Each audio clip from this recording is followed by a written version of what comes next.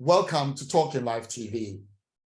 Today, we will be exploring the role of the church in society, and in particular, the Ghanaian society.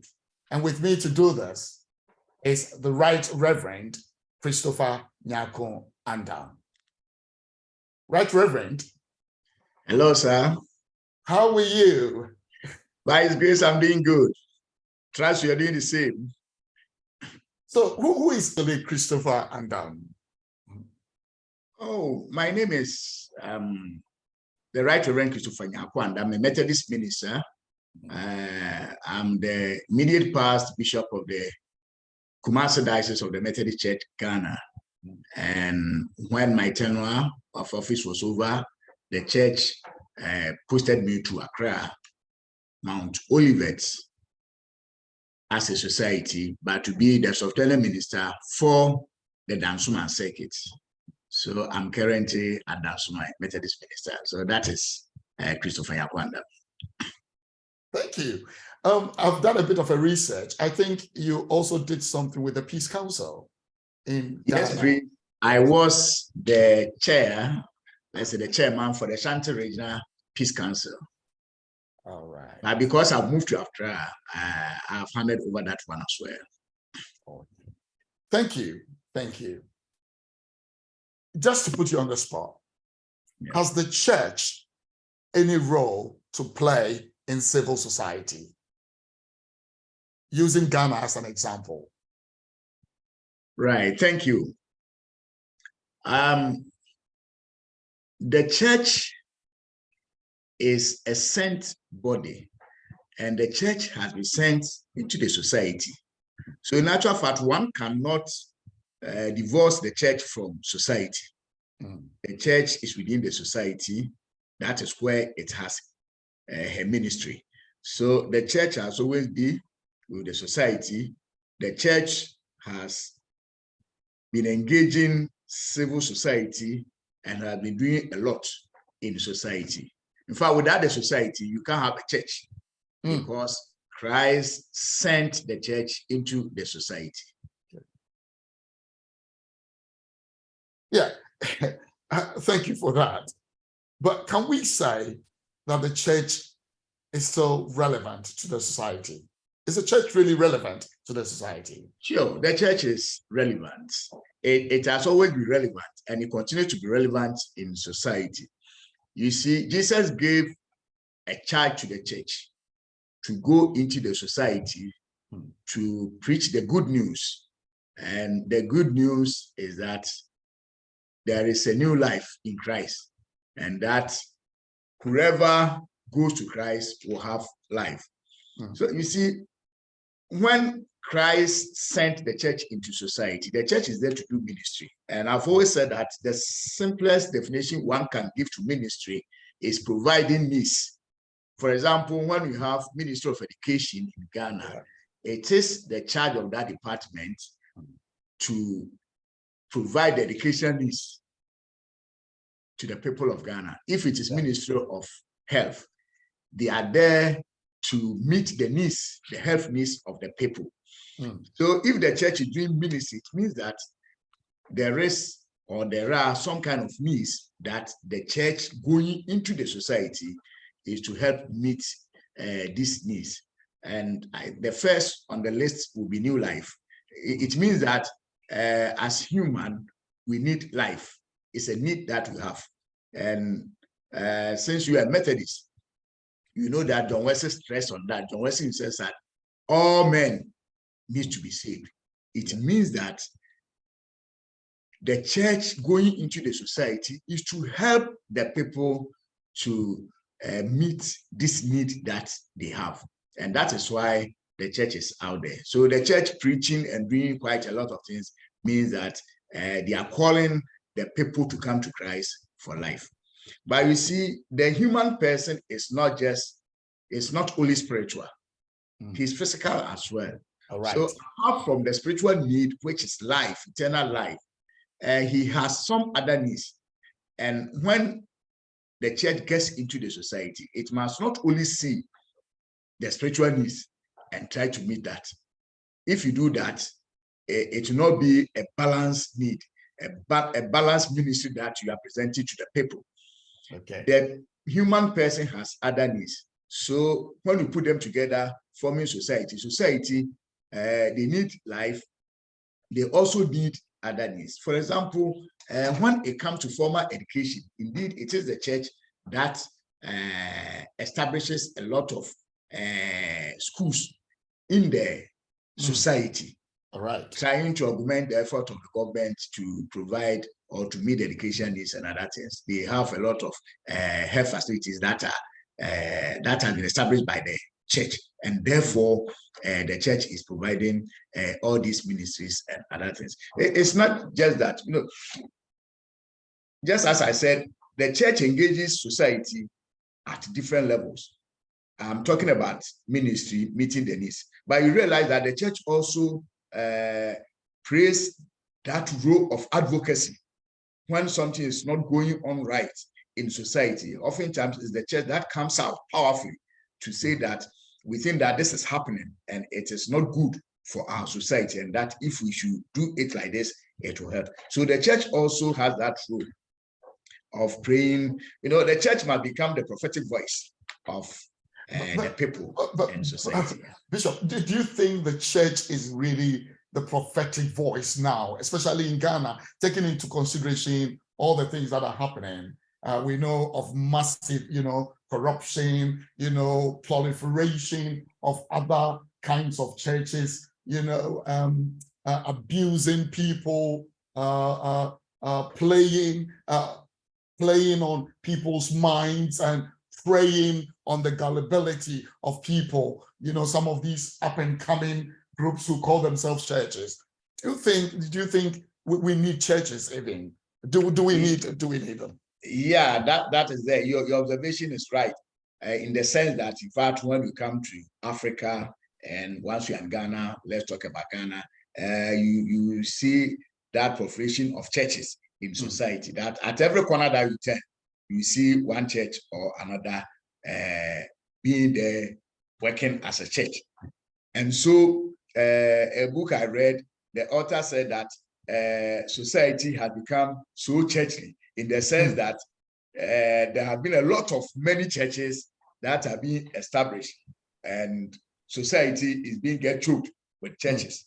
Then the same author said that, but when you get to the church is also becoming worldly, that so many things that are done in the world, so to say, I'm using the word advisedly, is being found in the church. But you see, it's like we have currency. We have the genuine currency, and we have the fake one as well. The fact that the fake one is there does not mean that the genuine currency is not in operation, it's not working. Without it, society cannot survive in terms of commerce and economics. So it is with the church. You see, we have well-established churches that are institutional churches, and then we have others that are also springing up, what we may term one-man church. Some of them genuine, others have their own reason of coming up. So these are there, but it doesn't take away the role that the church is playing in society. That is still being done. Although the weeds may also be there, but indeed the church is in society, and it is playing the role that the church must play, just as Jesus has charged the church to do. The church is doing. But you see, when because society is growing and becoming complex, it takes on board so many things, and then it presents more needs, and the church will also have to step up her ministry to meet all these needs. I had a primary school teacher who always writes in my report, there's more room for improvement. So the church is doing well. It is playing its role in society, but still there is more room for improvement. The Methodist Church, for instance, came with a team. Annually, we have been coming with a team, then we work towards that. The previous years, we have brought a team and work on the team that says that we should teach everyone to live just as Jesus lived. You see, so if we're able to intensify our education that we give in the church, particularly to the members of the church who also live in society and in the community. And if they take the education as is being given in the church, and therefore try to live just as Jesus lived, then it means that we are going to reduce some of these vices that we're talking about. Last year and this year, the Methodist Church Ghana has stayed on the theme on transformation. Like we are educating the members to live the transformed life in Jesus Christ. So if we're able to intensify our education to the members, for the members to absorb what the church is giving them, and then they begin to realize this kind of transformation in their lives. Because these members have already said that we cannot divorce the church from society. The members who come to church are already members of the society. And if they begin to exhibit or to lead this transformed life in Jesus Christ, then definitely they will be impacting society positively. And in that sense, you see that the impact of the church will be there. So Bishop, what do you say to this? Someone is saying, and I'm quoting what I got, the person says, the church life in Ghana is out of control. Do you agree? To some extent, yes, because that we have so many churches springing up in Ghana, and we have some ecumenical bodies that tries to kind of monitor and also help churches to live within their means, and discharge their mandate in the way that a church should. For example, we have Christian Council, and Christian Council have all the Orthodox churches under the umbrella of Christian Council and a few others.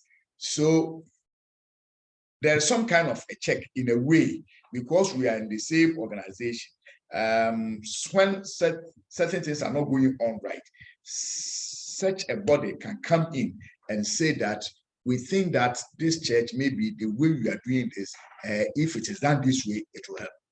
We have the Catholic Secretariat, that is also there. Then we have the Pentecostal councils and others. But you will still find some churches that will not put themselves under any of the big bodies that are mentioned. Such churches, you cannot control them. And what is so sad is that when, excuse my word, when they do something that is not right, then people will generalize it and say that look at what the church is doing. And yet these individual churches are not under any body that will help them to put things right for them. So it becomes difficult. But many of the churches that fall under the various bodies, you can't just stand up and do anything that you want. There's some kind of monitoring that will help the churches to live and lead their lives as a church. So that is there. But I don't think generally every church is out of control in Ghana.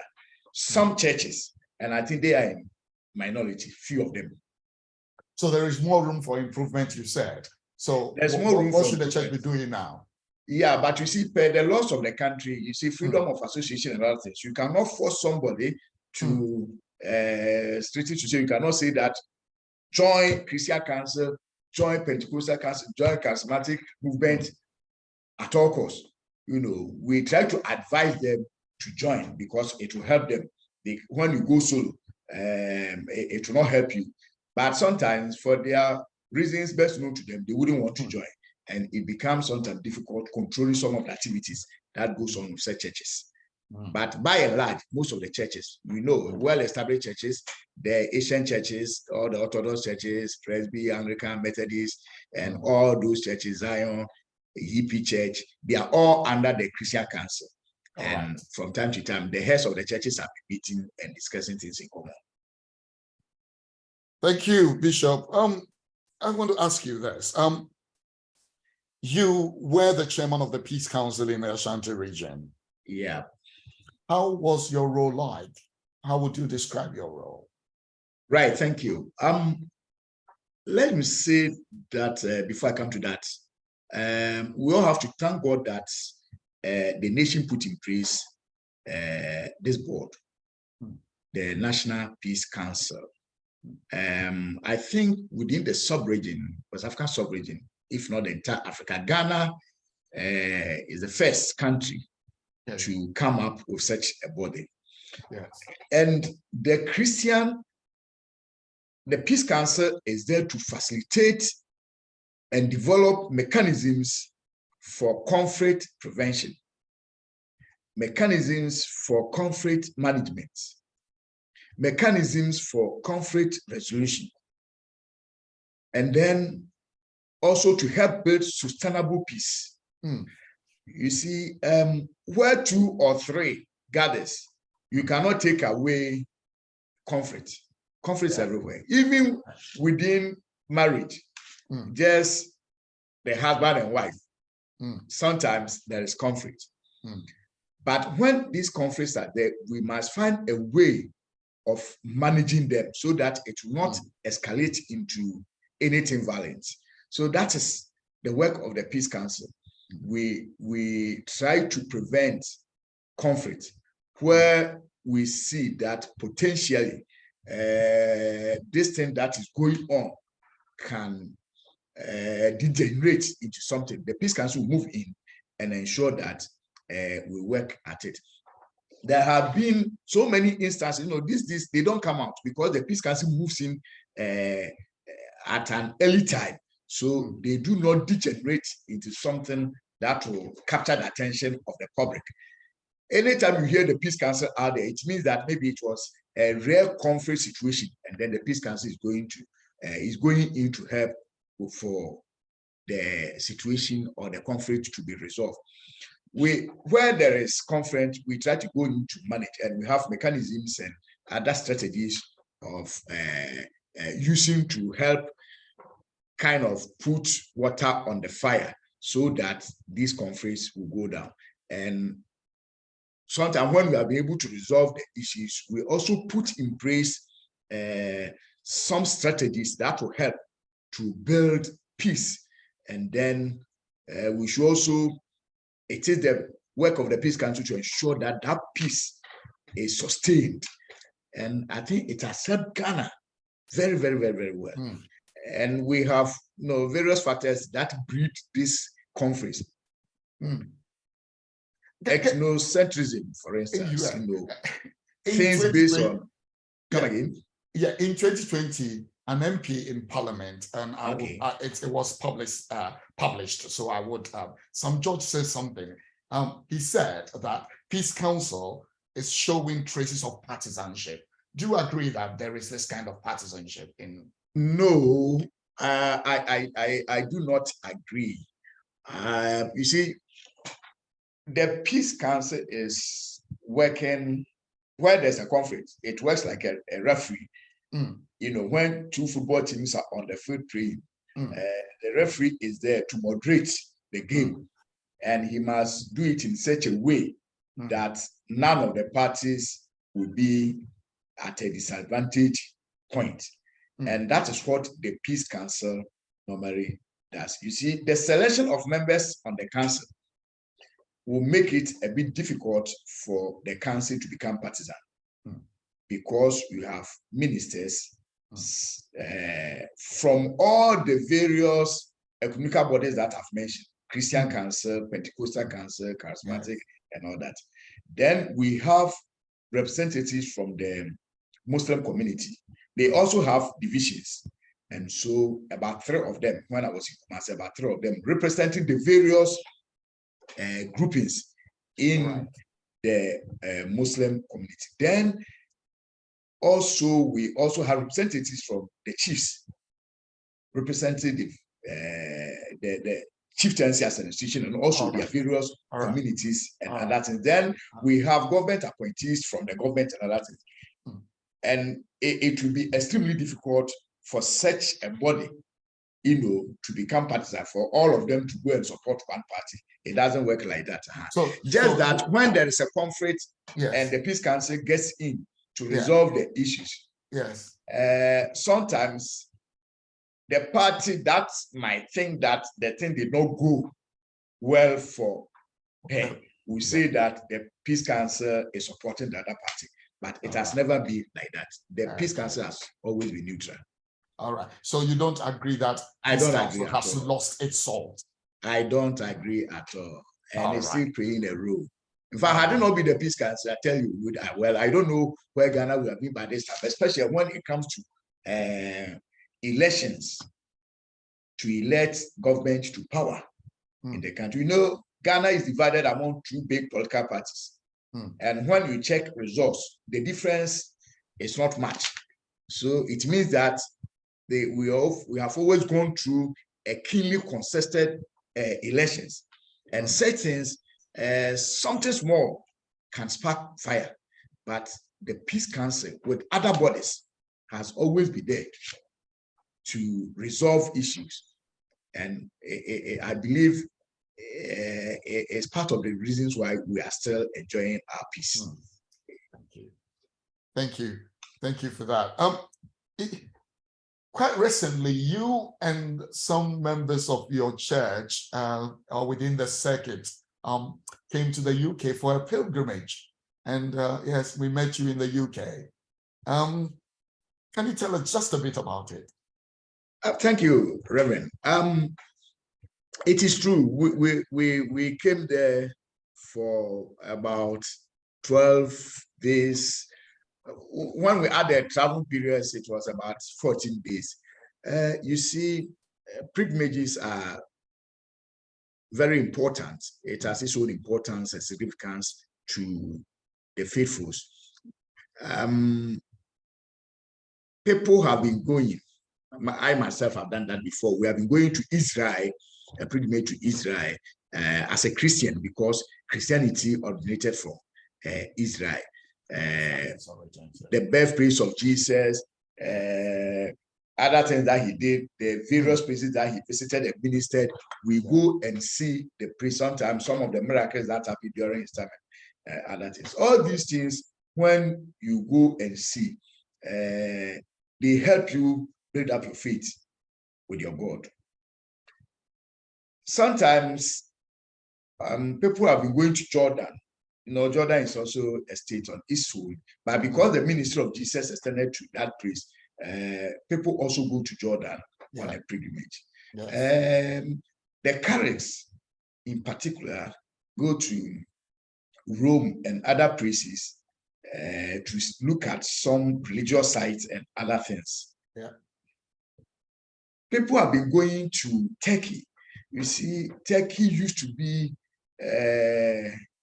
one of the strongholds for Christianity in the ancient days. Yes. And I hear there is a temple, a very big temple. That was a Christian temple. The place has become Ismailized, so the Islam population is quite huge in Turkey, but they have not destroyed that building. And it has become a tourist center for many people who go there and see how the ancient cathedral was or how it looked like. So we have been going to all these places, many other more that I cannot mention right away here. But as a Methodist, I ask myself, since Methodism also originated from the United Kingdom, those days we had quite a number of books on Methodism, how it originated, how it started. It talks much about the Wesleys and how their ministries looked like, and the expansion that came, sending Methodism all across the various countries of the world. So I asked myself, having gone to Israel and other places on pilgrimages, why can't I also visit UK to go and look at or visit the roots of Methodism? In fact, I myself have visited a few of the sites in UK before, and I sat down and put them together, did some notes about it, did further research about it, and put them together. And I realized that it would be a good place also to go as Christians, and particularly as Methodists. So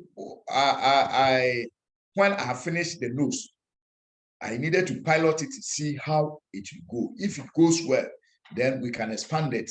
It become a project for the Methodist Church, particularly Methodist Church Ghana, and then it was sent to other Methodists. And also, since they are Christian sites, other Christians will also go. So we came there, and here I need to mention, we want to thank some of the Reverend ministers in UK who help us. The chaplain for the Methodist Fellowship, Ghana Methodist Fellowship, Osofo, Papa Bona, and Osofo Bentumesi. Right. And then the fellowship, the Ghanaian fellowship, they really received us and helped us because they led us to the size. Other than that, we would have known. But we really had a lot, and it really helped. Because I was piloting, I don't want to go with so many people. So we added only 4 people and listening to their feedback and their comments. I'm so convinced that if we expand it and make it a project, it will help. And is it going to have any impact on your ministry in Ghana now? And by and large, definitely yes. The things you saw, the churches here, especially when you see a lot of churches in the UK, closed down, the Methodist Church especially. What is it for you? Right. You see, the pre-mate actually has helped us, those of us who came, to renew our commitment to God. And we also, because of the stories told us, I think we are also revisiting some of the strategies of the Wesleys to promote growth in the church. Interestingly, when we came over, a few of your members accompanied us to the sites. And some of the comments that I heard from some of the Methodists who are living in the UK said, we have been here for donkey years, and this site we have never visited. And that our visit, which brought them in, has also helped them, giving them the eye-opener that God really used the Wesleys to establish the church, and that they feel that we should revisit the old-time Methodists. So I think it has implication for us, the visitors, and it also has implication even for those of us who hosted us, because you look at the sacrifices of the Wesleys, their level of commitment and other things, then you compare yourself to that and see where you are lacking. And I think it's going to have some kind of impact, positive impact, even those of you who receive it. But it's a very good program. It has actually deepened our faith as Methodists and as Christians. Any last words for us? Oh, thank you for the opportunity, particularly for receiving us for the religious visits that you help us to have, the pilgrimage. It has indeed deepened your faith as Christians and as Methodists. And on this note, we want to say thank you to you once again. The church has really got a big role to play in the society. Sure. And there is still room for improvement. Viewers, thank you for watching us. This is Talking Live TV. We'll come again your way next time. Thank you to the Right Reverend Christopher Nyarko Andam.